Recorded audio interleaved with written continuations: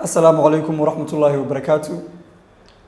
muuqaalkani waxa uu ka soo gaarayaa aqoonsiga online academy oo ah akademiyad habka online ka wax looga barto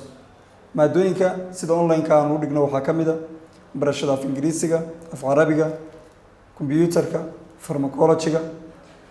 iyo barashada maadada xisaabta. dadweynaha jecel waxbarashada ama maadooyinkan oo kale inay si diiwaan galiyaan waxaan ugu bushaareynaa bishan inaanu qaadanayno arday cusub isdiiwaan galintuna ay furan tahay. halkan maanta waxaan ku soo gudbinaynaa cashar kamid ah barashada maadada xisaabta qaybta hoose ee asaasiyaadka ama bilowga. casharkeenu maanta waxa uu ku saabsan yahay multiplication isku dhufashada. waliba tirooyinka waxa weeyaan marka hal god lagu dhufanayo tiro multi digit ama tiro godad badan ah lagu dhufanayo hal god marka talaabooyinka la qaado iyo steps-ka la raaco ayaynu waxa weeye maanta halkan ku tusinaynaa. steps-kan baa muhiim u noqonaya qaybaha dambe ee isku dhufashada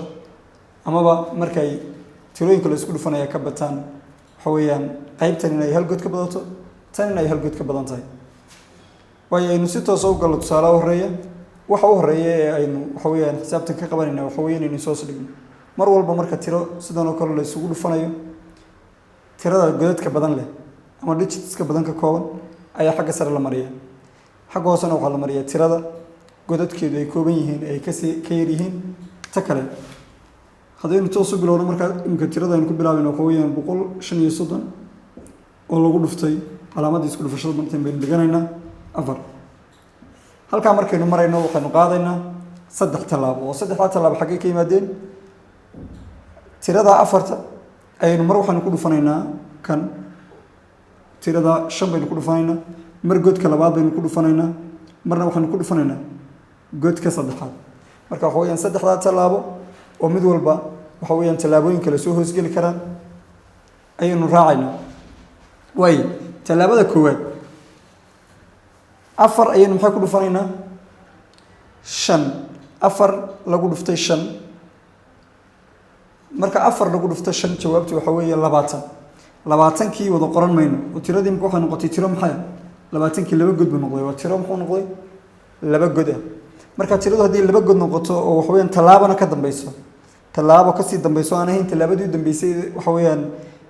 4 lagu dhufanayay ama nambarkii u dambeeyay 4 lagu dhufanayay aan ahayn tirada waxa weeyaan godka koowaad ama waxa weeyaan koowaadka taala waa la qortaa tan kalena waxa weeyaan waa la qaataayo xagga sare inuu markaas dhiganana waanu qaadanayna. tan waxaanu sameynaynaa 4 ayaynu maxaan ku dhufanaynaa waa tallaabadii koowaad markaas ay naga dhameystiranta. tallaabadii labaad baynu qaadaynaa oo ah maxay 4 ayaynu ku dhufanaynaa 3 marka 3 lagu dhufto iyaduna waxa weeyaan 12 ka jawaabta waxaanu ku daraynaa oo waxa weeyaan aynu ku kordhinaynaa labadii aynu sidanay oo maxay inoo noqonaysaa 14 sidii waxa weeyaan si la mid ah 14 kooda qoran mayno sababtoo ah waxa inooga dambeeya hal god oo tirada ay tahay waxa weeyaan in la qaato hal god oo isku dhufasho dambe inoo hadhay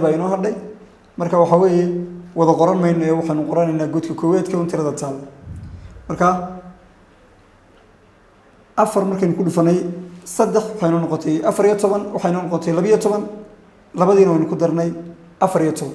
halkii aynu qaadanay marka waxaynu dhigaynaa barta sareynu ku calaamadsanayna waxa weeye tallaabadii labaadna saas ay naga dhameystiran tahay. tallaabada saddexaad baynu markaa qaadaynaa oo ah tallaabadii u dambeysay ee ay inooga baahan tahay tiro 3 god ah marka lagu dhufanayo tiro hal god ah. way 4 ayaynu markaa ku dhufanaynaa maxay hal deedna waxay noo noqonaysaa 4 iyo halkii aynu sidanay oo 5 ah. marka jawaabtii waxa weeyaan u dambeysay waxay inoo soo baxday 400 iyo 540. haddii aynu dib isu xasuusino waxaanu qaadnay 3 tallaabo. tallaabada koowaad waxay ahayd inaynu 4 ama godka barta yaalaan ku dhufano godka koowaad jawaabtii inoo soo baxday oo 20 aynu labad siroogina qoranay labadiina aynu u qaadnay godka xiga. tallaabada labaad waxay ahayd inaynu 4 ku dhufanay maxay 3 12 bay inoo soo baxday waxaanu ku daray oo aynu ku siyaadinay labadii aynu hore u sidanay 14 bay inoo noqotay halkii haddana waynu qaadanay sababtaynu u qaadanayna waxa weeyaan wali waxa inoo hadhay shaqo oo maaha tallaabadii u dambeysay. 4 ayaynu haddana maxaan ku dhufanay halka dabeedna waxaa inoo soo baxday 4 halkii aynu sidanayna waynu ku darsanay oo maxay inoo noqotay 5 way isla intan isla tilaabooyinkan aynu mar labaad ku celinaynaa waxaynu tusaale labaad aynu ku bixinaynaa si ay kuugu fududaato inaad adiguna exercise-yada iyo waxa weeyaan aad isku daydo inaad ka shaqayso tirooyin sidan oo kale oo aad raacid tilaabooyinkan talaabadii horeeyay aynu qaadaynay maxay ahayd dii aan ku weydiiyo ها صح waxay ahayd 2 8 3 tirada godka badan ayaynu soo qaadanay tirada badan ama digitska badan godadka badan xagga sare aynu marinay calaamadii isku dhufashadaynu bartan keensanay tirada waxa weeyaan godadka yarna xagga hoose aynu marinay hoostana xariiq baynu kaga sawiranay inta markaynu sameeyno tiradu waa mise god bay ka kooban tahay tirada sare waxay ka kooban tahay 3 god tiradu haday 3 god ka kooban tahay maxaynu niri waxaad u baahan tahay 3 talaabo oo muhiim ah inaad qaado oo 3 isku dhufasho inaad samayso 3 isku dhufasho oo maxay ah tirooyinkii yar yaraa ee aad soo baratay ee table-ka isku dhufashada ku soo qaybtay jawaabahooda waayahay 3dii step 1 step 2 iyo step 3 oo aynu qaadnay sida su'aashii hore ayaynu sameeynaa stepka koowaad ama talaabada koowaad aynu talaabsanayna waxay noqonaysaa tirada 5 halka aynu taala inaynu ku dhufano ama ku garaacno 3 barta taala vertical multiplication of 5 and 3 dadna 5 marka lagu dhufto maxay 3 jawaabtu waa maxay waa 15 15kii waxa weeyaan wada qoran mayno oo waxaanu qoranaynaa 5 sababtoo ah 5 iyo 10 markay ahayd waxa weeyaan tiradu markay laba god tahay godka tobnaadka ama qiimihiisu 10 yahay ayaynu qaadanaa oo waxa weeye talaabada ku xigta jawaabteeda inuu ku sii daraa saynu hore ugu soo aragnay waxa weeyaan example hore mar labaad oo talaabadii koowaad saasay naga talaabadii koowaad halkaas un baynu halka dhiganay saasay naga dhameystirantay talaabada labaad 5 ayaynu maxaa ku dhufanaynaa 8 5 oo lagu dhuftay 8 waa imisa waa 40 sidii aynu hore u soo sheegnay 40ka maxaynu ku darsanaynaa halkaas deedna 41 baynu noqotay 4 maxaynu ku sameynaynaa waxaynu u qaadaynaa talaabada ku xiga oo bartaas ayaynu ku sii qoranaynaa talaabadii labaadna maxay saasay inagaga eegtahay 5 ayaynu ku dhufanay 8 40 baynu noqotay 40kii waxaan ku darsanay halkaas aynu hore u sidanay 41 baynu noqotay 4tii waxaan u qaadanay talaabada ku xigta saasay marka talaabadii labaadna inaga dhameystiranta baynu talaabada saddexaad baynu galeynaa 5 bartan taal baynu waxaan ku dhufanaynaa godka u dambeeyo maxay ah 2 oo waxaana noqon doontaa talaabadii isku dhufasheed ee u dambeysay 5 oo lagu dhuftay 2 jawaabtu waa 10 waxaan ku sii darsanaynaa 4 halka aynu taalo maxay noqonaysaa 14 markan 14ka waynu wada qoranaynaa sababtu waa maxay markii horena waynu soo qaadanaynay iminkana waynu wada qoranay sababtu waxa weeye meel kale oo ka dambaysa waynu u sii qaadno ma jirto waa talaabadii u dambeysay ee isku dhufasho ee halkan noogu qoray jawaabtii u dambeysay ee waxa weeyaan saxda ahayd waa taas ee inoo soo baxday